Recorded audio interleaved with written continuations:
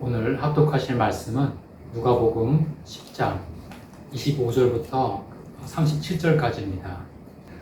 어떤 율법사가 일어나 예수를 시험하여 가로되 선생님, 내가 무엇을 하여야 영생을 얻으리이까? 예수께서 이르시되 율법에 무엇이라 기록되었으며 네가 어떻게 읽느냐? 대답하여 가로되 내 마음을 다하고 목숨을 다하며 힘을 다하며 뜻을 다하여 주 너의 하나님을 사랑하고 또한 내 이웃을 내 몸과 같이 사랑하라 하였나이다. 예수께서 이르시되 내 대답이 옳도다. 이를 행하라. 그러면 살리라 하시니 이 사람이 자기를 옳게 보이려고 예수께 여짜오되 그러면 내 이웃이 누구오니이까? 예수께서 대답하여 가라사대 어떤 사람이 예루살렘에서 여리고로 내려가다가 강도를 만나매 강도들이 그 옷을 벗기고 때려 거반 죽은 것을 버리고 갔더라. 마침 한 제사장이 그 길로 내려가다가 그를 보고 피하여 지나가고 또 이와 같이 한 레위인도 그곳에 이르러 그를 보고 피하여 지나가되 어떤 사마리아인은 여행하는 중 거기 이르러 그를 보고 불쌍히 여겨 가까이 가서 기름과 포도주를 그 상처에 붓고 싸매고 자기 짐승에 태워 주막으로 데리고 가서 돌보아 주고 이튿날에 데나리온 2를 내어 주어 주막 주인에게 주며 가로되 이 사람을 돌보아 주라. 부비가 더 들면 내가 돌아올 때 갚으리라 하였으니 내 의견에는 이 세 사람 중에 누가 강도 만난 자의 이웃이 되겠느냐? 가로되 자비를 베푼 자니이다. 예수께서 이르시되 가서 너도 이와 같이 하라 하시니라. 우리 하나님은 자비하신 분이십니다. 그래서 그 하나님의 형상으로서 하나님의 성품을 나타내 주신 그 예수 그리스도께서 이 땅에 오셨을 때 우리를 보시고 불쌍히 여기사 이런 그렇게 우리를 불쌍히 여기셨다는 말씀이 성경에 많이 기록되어 있습니다. 그래서 우리 병을 낫게 하시고 또 도와주실 때마다 그 도와주신 이유가 무엇이었는가? 항상 성경에는 불쌍히 여기사라고 기록되어 있어요. 이 누가복음 이 본문에서도 33절 보면은 불쌍히 여겨라고 했어요. 또 그걸 가지고 또 37절에 보면 자비를 베푼 자니이다 이렇게 말합니다. 불쌍히 여겨. 그렇게 우리를 하나님께서는 불쌍히 여기십니다. 이것을 자비하시다라고 하는 것입니다. 이 강도 만나서 거반 죽은 자는 우리 인간입니다. 우리 인간은 마귀에게 속아서 마귀의 공격을 받아서 죄로 인해 죽은 자가 됐어요. 거반 죽었다라는 것은 아직은 살 기회가 있다는 것입니다. 그러나 이 상태 이대로 마지막 심판에 이르게 되면 그때는 영원히 죽는 것입니다. 다시는 기회가 없습니다. 그래서 아직은 거반 죽은 자다. 아직은 살 기회가 있다는 것입니다. 우리 하나님께서 우리를 불쌍히 여기셔서 그 자비하신 분이 우리를 불쌍히 여기셔서 먼저 주신 것은 율법과 제사였어요. 그 율법으로 말미암아 죄인임을 깨닫게. 왜냐하면 인간이 멸망한 것은 죄 때문이니까 이 죄의 문제의 그 심각함을 깨달을 수 있도록 먼저는 인간이 죄인임을 깨달을 수 있게 율법을 주시고 또 그와 함께 피로 말미암아 죄사함 받을 수 있다는 그런 증거를 이 제사를 통해 주셨습니다. 예수도 이 복음만 주신 것이 아닙니다. 예수 율법을 주셨어요. 죄인에게는 복음을 주시고 의인에게는 율법을 주셨습니다. 무슨 말이냐면 죄인임을 고백하는 자에게는 복음을 주셨고 죄인임을 깨닫지 못한 자 아직까지도 율법을 주셨음에도 불구하고 죄인임을 깨닫지 못한 자에게는 율법을 주셨어요. 율법만 주셨습니다. 요한복음 9장 39절 보면 보지 못하는 자들은 보게 하고 보는 자들은 소경되게 하려 함이라. 이게 무슨 말인가? 41절에 이어서 말씀하시기를 너희가 소경되었다면 죄가 없으려냐 본다고 하니 너희 죄가 그저 있느니라. 죄인이라고 고백하는 자에게는 죄를 없게 하시는 그 죄사함의 복음을 주시고 죄인임을 고백하지 않는 자는 그냥 그 죄가 그저 있느니라 그냥 그 죄를 내버려 두신다는 것입니다. 다만 소경되게 하리라 하신 것 같이 율법을 주셔서 죄를 깨닫게 하신다는 것입니다. 죄를 깨달을 수 있도록, 죄인임을 알 수 있도록 예수가 주신 방법은 그 율법을 다시 말씀하신 거였어요. 율법을 강화해서 다시 말씀하신 것입니다. 이로써 죄인임을 깨닫게 하셨습니다. 이것이 하나님의 자비하심입니다. 율법사가 말했죠. 내가 무엇을 하여야 영생 얻으리까? 즉 자기 행위로 영생 얻으려는 자. 그 얘기는 그냥 율법만 말씀하세요. 또 이 마찬가지로 똑같은 상황인데 마태복음 19장에 그 부자 청년도 예수께 나와서 내가 어떻게 해야 영생 얻으리까? 자기 행위로 영생 얻으려는 자에게는 그냥 율법만 주십니다. 복음 말씀 안 하셔요. 그렇지만 반대로 이 예수 우편 강도나 또는 삭개오처럼 이 마태복음 이 부자 청년 그 사건 바로 다음 장에 삭개오가 나오죠. 삭개오도 부자입니다. 그런데 그에게는 아무것도 요구하지 않으세요. 율법을 한마디도 하지 않으십니다.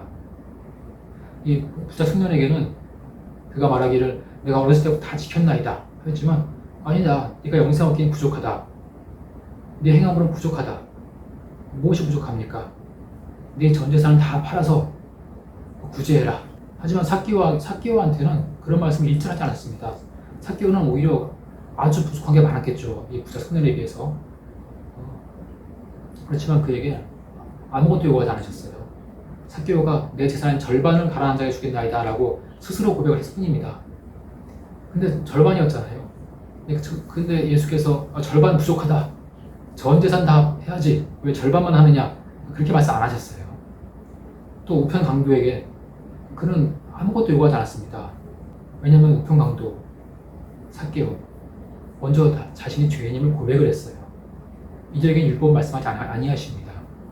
왜냐하면 율법의 목적을 이루었으니까, 죄인임을 고백했으니까. 주님에게서는 이 옛것과 새것이 다 나오신 분이세요. 이 마태복음 13장에 천국의 제자된 서기관마다 곳간에서 옛것과 새것을 꺼내는 주인과 같다라고 했었죠. 그처럼 예수에게서는 새것과 옛것이 다 나옵니다. 그러나 그는 새것과 옛것을 철저히 구별하세요. 왜냐하면 새 포도주를 낡은 부대에 담는 자가 없나니 그러면 부대가 터져서 포도주도 버리고 부대도 버린다. 둘 다 버리게 되느니라 라고 했어요. 그래서 이런 자에게는 다시 모세와 선지자에게 가서 들으라. 이 부자와 거지 나사로 비유에서도 이 부자가 그러죠. 이 죽은 자 가운데 산 자가 가서 말을 하면 들을 것입니다. 그러다 아브라함이 그렇지 아니하다. 모세와 선지자에게 듣지 아니하면 죽은 자 중에 살아난 자가 가서 말할지라도 듣지 아니하리라. 먼저 율법과 선지자로 죄인임을 깨닫지 못하는 자는 부활하신 자 예수 그리스도의 말씀으로 진리를 들어도 받을 수가 없다는 것입니다. 낡은 부대는 묵은 포도주만 받을 수 있는 것이지 새 포도주는 절대 들어갈 수가 없습니다. 그래서 예수는 철저하게 율법이 필요한 자에게 율법을 주시고 복음이 필요한 자에게 복음을 주시는 것입니다. 그렇게 하시는 것이 뭔가 저가 율법을 깨닫지 못했으니까 그러니까 이렇게 책망하심으로 율법을 주시는 것이 아니고 그게 하나님의 자비하심입니다. 하나님이 자비하시기 때문에 불쌍히 여기시기 때문에 아직까지 죄인임을 깨닫지 못한 자에게 다시 율법을 주시는 것입니다. 강화해서라도. 온전케 했다는 말은 강화했다는 말인데 뭔가 부족한 것이 있기 때문에 그것을 채웠다는 것입니다. 율법이 왜 부족했는가? 율법의 목적은 그 기능은 죄인임을 인정하게, 죄인임을 깨닫게 하는 것인데 율법을 지키면서도 오히려 난 죄인이 아닙니다. 난 의인입니다. 라고 고백한 자들이 나왔어요. 그 바리새인과 서기관처럼. 그러니까 아직 율법이 그 기능상 부족하구나 하셔서 온전케 하신 것이 바로 산상수훈이었습니다. 즉 예수께서 이 율법사에게 말하는 것처럼 옳도다 행하면 살리라 라고 말했죠. 그것은 모세가 한 말입니다. 모세가 한 말을 그대로 반복하신 거예요. 그러나 이 우편강도와 삭개와 같이 죄인임을 고백한 자에게는 믿으면 살리라 했어요. 그것이 복음입니다. 그러나 아직 죄인임을 고백하지 못한 자에게는 아직까지 그 과정을 지나가지 못했기 때문에 행하면 살리라. 모세의 말을 다시 할 수밖에 없는 것입니다. 그것이 그를 불쌍히 여기신 거예요. 죄인을 못 깨닫고 있는데 거기다 대고 다시 율법을 똑같이 말해서 안 되니까 완전케 더 강화해서 주신 것입니다. 그것이 불쌍히 여기신 것입니다. 이 율법을 주시면서 또 동시에 제사라는 것을 주셨어요.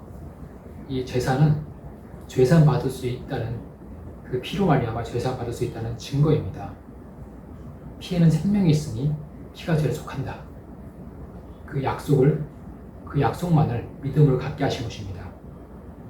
그것은 실상이신 그 언약의 피가 올 때까지 바로 언약의 피 그리스도의 보혈입니다. 그것은 실상이기 때문에 실제로 유익을 줄 수 있는 것입니다.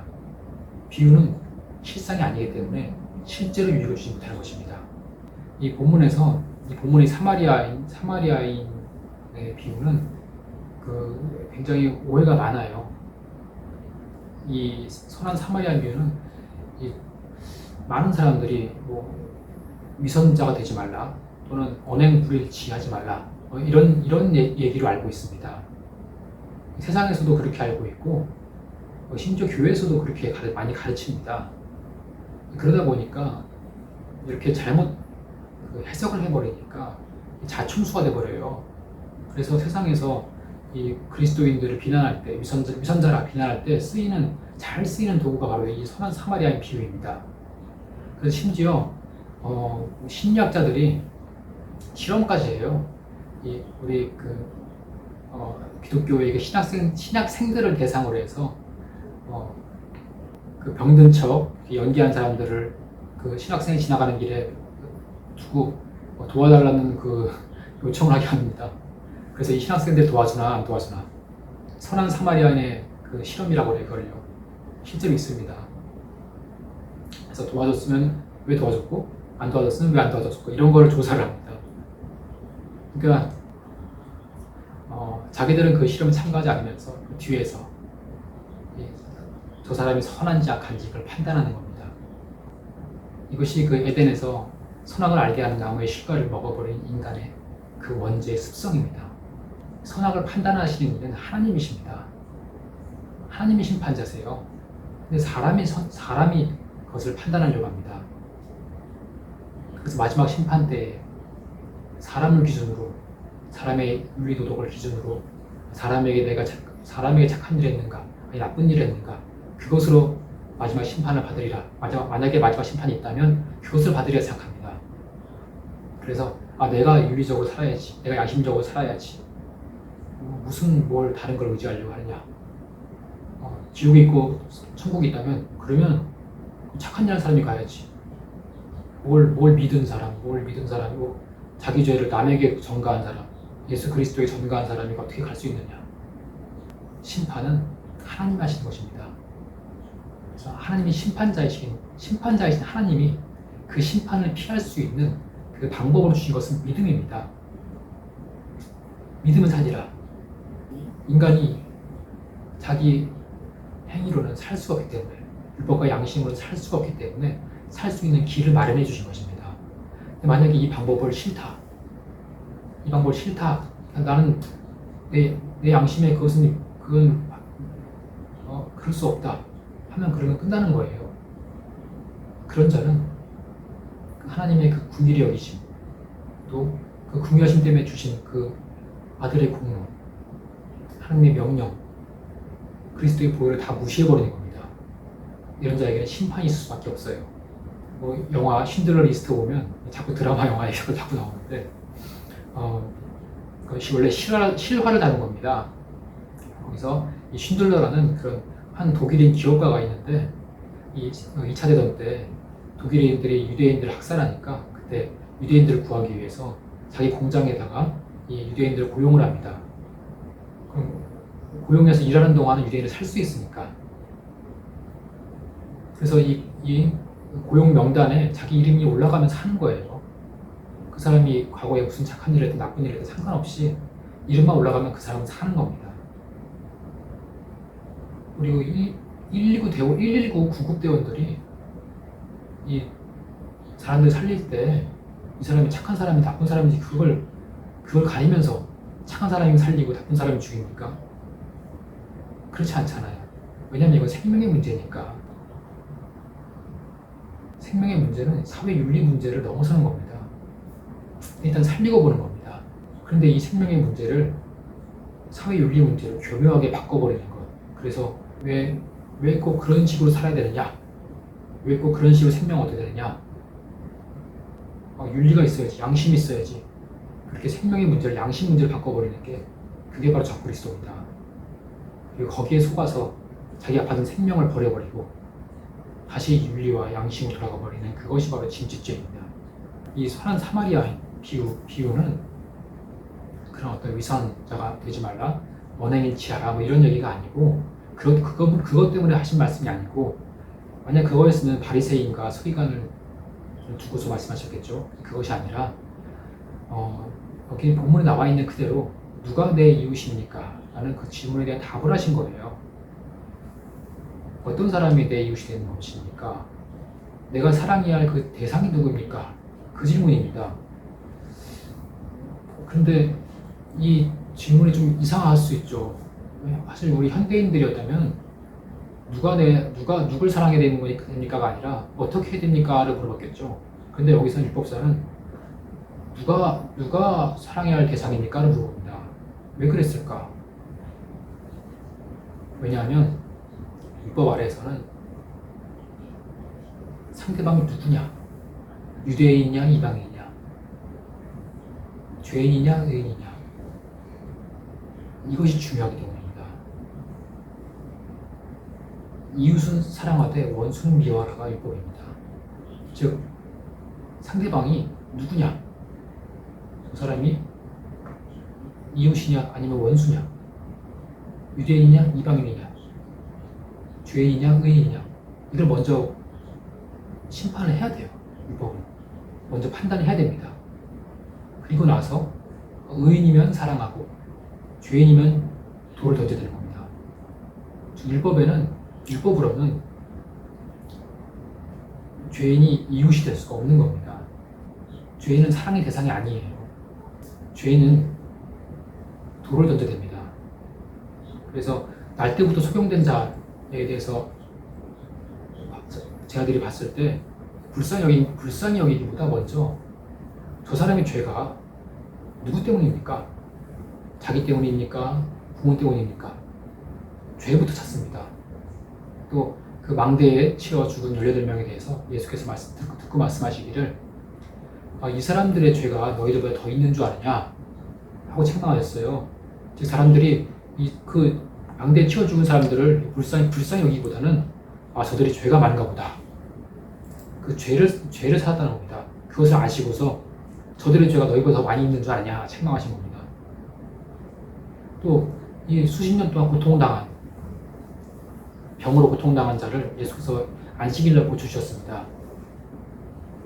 그때 사람들이 어쩌면 안식일에 병을 고치느냐, 평일에 와서 병을 고쳐받으라. 이게 바로 율법 아래에 있는 사람들의 사고 방식인 겁니다. 율법 아래에서 죄인은 기피 대상입니다. 멀리해야 할 자들. 그래서 격리하고 멀리하고 또 이렇게 집에 들이지도 않고 함께 식사도 하지 않고, 그래서 심지어 돌을 던져서 죽여야 되는 그런 대상이 죄인입니다. 이웃이 아니에요. 그래서 피해갔던 겁니다. 이들을 도와주게 되면 그럼 부정을 타서 자기도 더러운 자입니다. 자기도 그 죄에 속한 자가 돼요. 그래서 여기 이 사마리아인 비유에서 그 제사장과 레위인을 말하신 겁니다. 이들은 일반인들이 아닙니다. 이들은 그 예루살렘과 여리고로 다니는 제사장과 레위인들은 성전에서 제사 일을 하는 자들입니다. 순번을 따라 돌아가면서 이렇게 왔다 갔다 하면서 제사 일을 하는 자들이에요. 그러니까 바리새인과 서기관처럼 막 가르치고 하는 일, 그런 일을 한다기보다는 그냥 몸으로 일을 하는 그런 어떤 직원과 같은 그런 개념을 생각하시면 됩니다. 그래서 이들은 이 거룩한 성전에서 제사를 드려야 되기 때문에 이 부정한 것하고는 접촉하면 안 됩니다. 더더욱이나 일반인보다 더더욱이나 그 점을 조심해야 돼요. 굉장히 꺼리는 일입니다. 그래서 이 죽어가는 자, 곧 시차될 수 있는 자를 만지는 것은 대단히 꺼리는 일입니다. 예, 본래 이 제사라는 것은 율법 안의 복음이에요.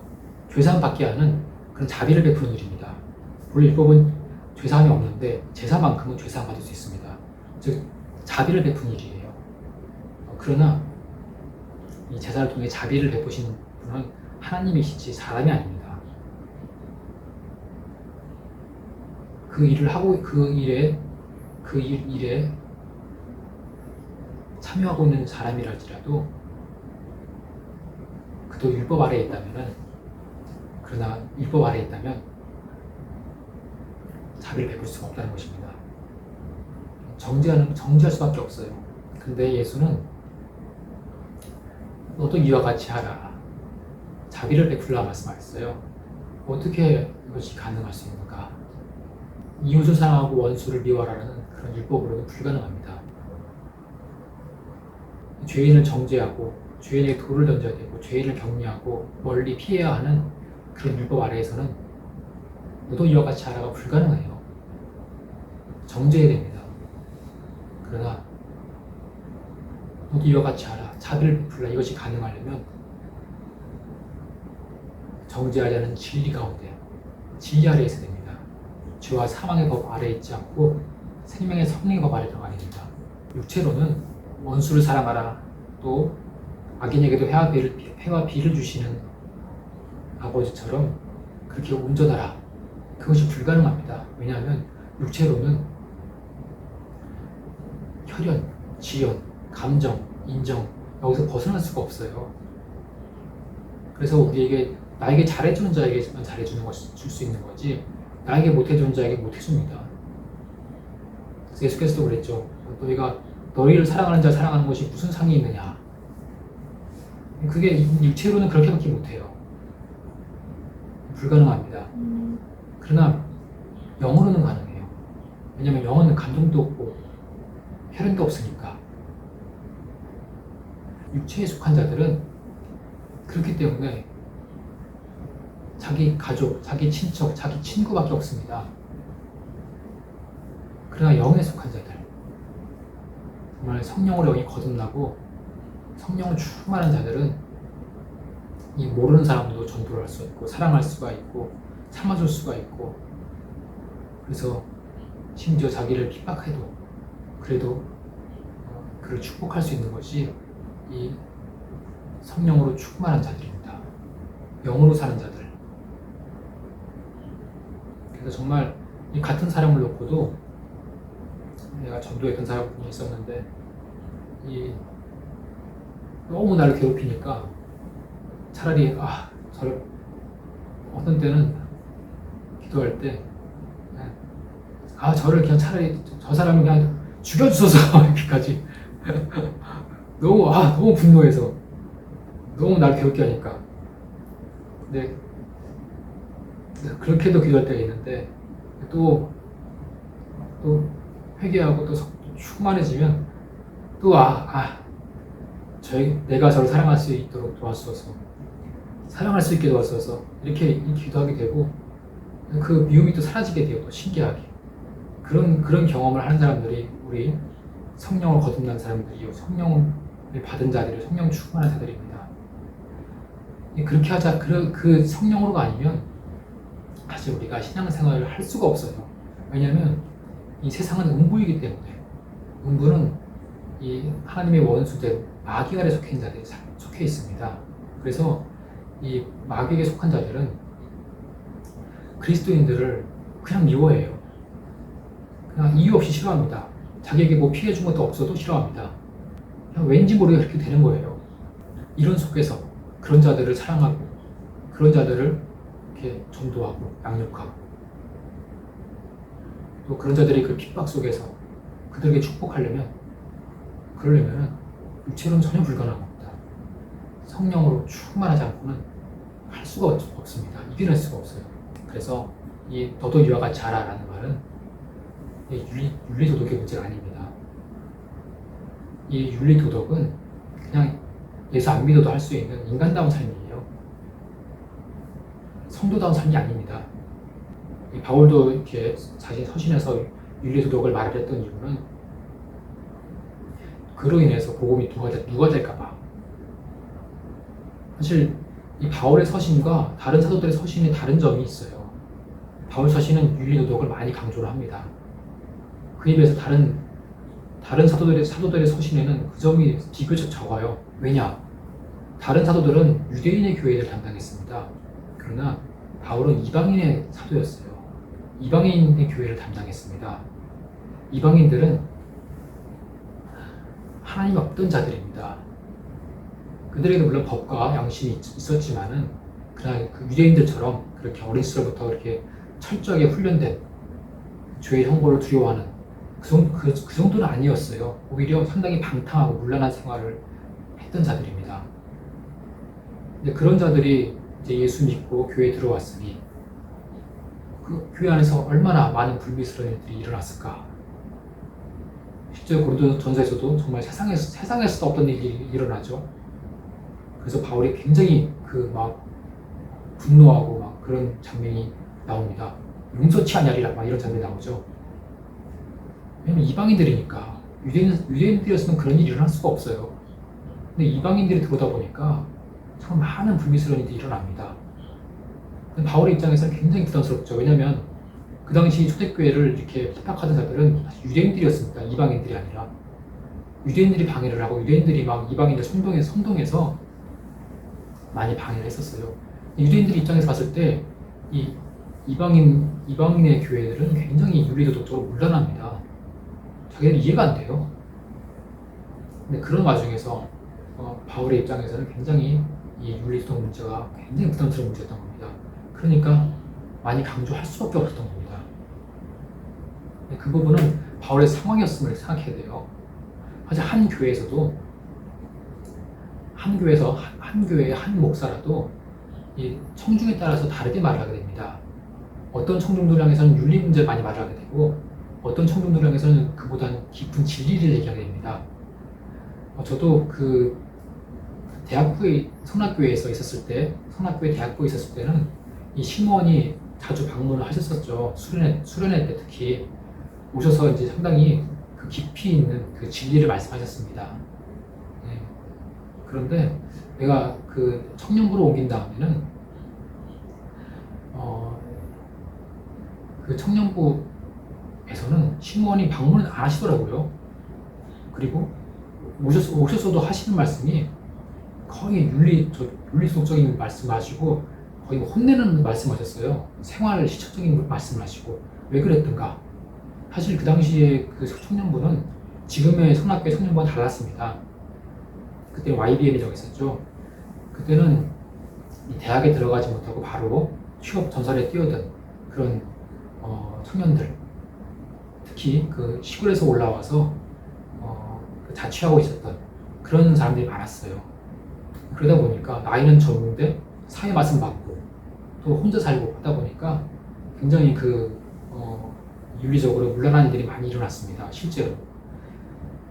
그러니까 그들로 인해서 교회가 욕을 먹으니까 어쩔 수 없이 그 신무원조차도 윤리 문제를 평소에 강조하지 않았던 신무원조차도 오셔서 하시는 말씀이 윤리 문제를 말씀하신 겁니다. 어쩔 수가 없는 겁니다. 그것은. 그러나 그것이 성도들의 옳은 행실인가? 그것도 맞긴 맞지만은 이 성도들의 옳은 행실이 무엇인가를 성경을 통해서 봐야 됩니다. 예수가 이 땅에 오셔서 착한 일 하시다 했죠. 그 사도행전 10장 38절에 보면 하나님께서 성령과 능력을 기름 붓듯 하심에 그가 착한 일을 행하시고 마귀에게 눌린 모든 날 고치셨으니 라고 했습니다. 예수가 하신 그 착한 일이 무엇인가? 이 마가복음 3장 4절에서는 안식일에 선을 행하는 것과 악을 행하는 것, 생명을 구하는 것과 죽이는 것 어느 것이 옳으냐라고 말씀하셨어요. 예수가 하신 일은 살리는 일이었습니다. 생명을 구하는 일이었습니다. 그것이 바로 예수가 하신 착한 일이었습니다. 또 예수가 안식일에 그렇게 생명을 구하는 일을 하셨을 때 예수가 말씀하시기를 내가 안식일에 너희가 안식일에 그 묶여있는 나귀를 풀어서 물을 먹이는 게 합당치 아니냐.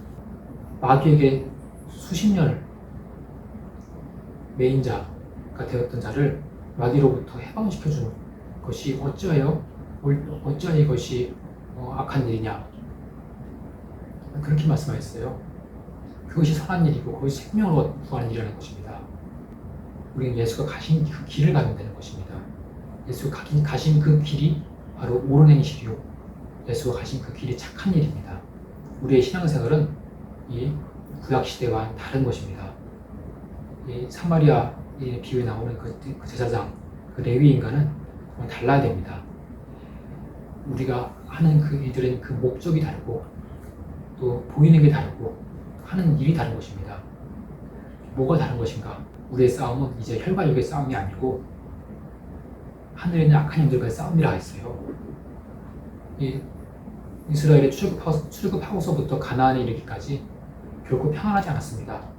계속 전쟁, 자기 자신과 싸우고 또 계속 또 전쟁이 했었어요. 그처럼 이제는 그런 혈과 육과의 싸움이 아니라 이제는 하늘에 있는 악한 영들과의 싸움이라는 것입니다. 우리는 전쟁하는 생활입니다. 주님이 가신 그 길을 가는 것, 주님이 가신 그 길이 육체적으로는 평안한 길이 아니었습니다. 그러나 나는 기뻐하니 내 기쁨으로 기뻐하라. 나는 평안하니 내 평안을 평안하라 했습니다. 예수가 주시는 참 기쁨, 참 평안, 그 영혼의 기쁨과 영혼의 평안을 누리면서 계속 전쟁을 하는 것이 우리의 이 땅에서의 신앙 생활입니다. 그래서 예수께서는 나를 믿는 자는 나의 하는 일을 할 것이요 이보다 더 큰 것도 하리니 라고 말씀하셨어요. 그리고서 이 일을 하기 위해서 주신 것이 바로 예수 이름입니다. 내 이름으로 기도하라. 그럼 내가 시행하리라 약속하셨습니다. 그리고 또 성령을 보내주셨어요. 성령으로 말미암아 성령 충만해서 육체의 혈과 육체의 혈연, 지연, 감정, 인정을 초월할 수 있도록 성령으로 일할 수 있도록 우리에게 성령을 보여줬습니다. 그리고 성령을 말미암아 하나님의 그 깊은 사정, 하나님의 뜻을 알 수 있도록 하나님께서 기뻐하시는 그 온전한 뜻을 알 수 있도록 하였습니다. 이를 통해서 예수 그리스도가 그 가신 길을 갈 수 있게 하신 겁니다. 너희는 이와 같이 하라. 너희도 이처럼 하라. 자비를 베푸는 자가 되라. 불쌍히 여기는 자가 되라. 곧 예수가 가신 그 길, 선한 사마리아는 바로 예수를 말하는 것입니다. 예수가 가신 그 길을 가라. 예수가 하신 그 일을 하라. 그러나 그것은 결코 윤리도덕이나 사람의 육체로 할 수 있는 것이 아닙니다. 정말 성령을 충만하여서 영으로 해야 되는 일들입니다. 정말 우리가 다시 이 죄와 사망의 법으로 돌아간 것이 아니라 성령의 오심은 하나님의 나라가 임한 겁니다. 우리가 어느 나라 가든지 그 나라에 가면 그 나라의 법을 따라야지 우리가 있던 나라의 과거의 나라의 법을 따르면 안 됩니다. 그런 불법이 돼요. 우리는 그 나라에 갔으면 그 나라의 법을 따라야 됩니다. 우리가 성령을 말미암아 하나님의 나라에 들어갔으면 그 나라의 법, 그 생명의 성령의 법을 따라야 됩니다. 죄와 사망의 법으로 돌아가면 안 됩니다. 정말 우리가 성령을 모시고 오직 생명의 성령의 법 안에 거하여서 정말 영으로 사랑하는 자, 영으로 기뻐하고 영으로 평안한 자, 영으로 일할 수 있는 자, 정말 이 세상 속에서 우리를 미워하고 우리를 원수같이 여기고 우리를 싫어하는 이 세상 속에서 그들을 오히려 사랑하고 원수로 여기지 않냐, 오히려 원수를 사랑하는, 축복할 수 있는 정말 그런 자가 될 수 있도록 우리가 정말 더욱더 성령 충만하고 말씀에 정말 거하는 자, 단순히 말씀을 지키는 자가 아닌 말씀에 거하는 자, 말씀에 지배된 자, 정말 그래서 오직 예수의 그 선한 길, 착한 길을 따라가는 자, 그 옳은 행실을 따라가는 자, 정말 그런 자가 될 수 있도록 예수 양반을 부탁하겠습니다. 자비로우신 하나님 아버지, 우리를 불쌍히 여기셔서 이 땅에 예수 그리스도를 보내주심으로 하나님의 그 자비하심을 경험케 하신 것을 참으로 감사드립니다. 이 자비하심을 경험한 자만이 하나님의 자비하심을 또한 다른 사람들에게 전할 수가 있을 것입니다. 정말 예수께서 너도 이와 같이 하라, 곧 자비를 베푸는 자가 되라 하셨습니다. 그 자비를 베푼 자는 바로 예수 그리스도였습니다. 예수 그리스도 오기 전에는 아무도 자비를 베풀 수가 없으니 모두 죄와 사망의 법 아래 있는 자들이기 때문입니다. 그러나 오직 예수는 생명의 성령의 법, 곧 진리이시니 오직 진리 아래 거하는 자만이 자비를 베풀 수가 있습니다. 예수께서도 성령과 능력을 기름 부듯 하심에 착한 일 하시다 했습니다. 성령과 능력으로 충만하셨기에 그 착한 일을 하실 수 있었던 것처럼 우리 또한 성령과 능력으로 충만하여 육체에 관한 자가 아니요 육체로 사는 자가 되는 것이 아니요 오직 영으로 사는 자가 될 때만이 이 육체의 혈연, 지연, 인정, 감정을 초월하고 정말 원수라도 사랑할 수 있는 정말 그러한 영으로 사랑할 수 있는 자, 우리 핍박한 자라도 능히 축복할 수 있는 그런 악인이라도 사랑할 수 있는 하나님 아버지의 그 사랑, 예수 그리스도의 심장을 가질 수 있으니 우리로 정말 성령 충만케 도와 주시옵소서. 성령으로 자비를 베푸는 자들 다 될 수 있도록 도와 주시옵소서. 성령으로 예수 그리스도가 가신 그 길을 따라갈 수 있도록 도와 주시옵소서.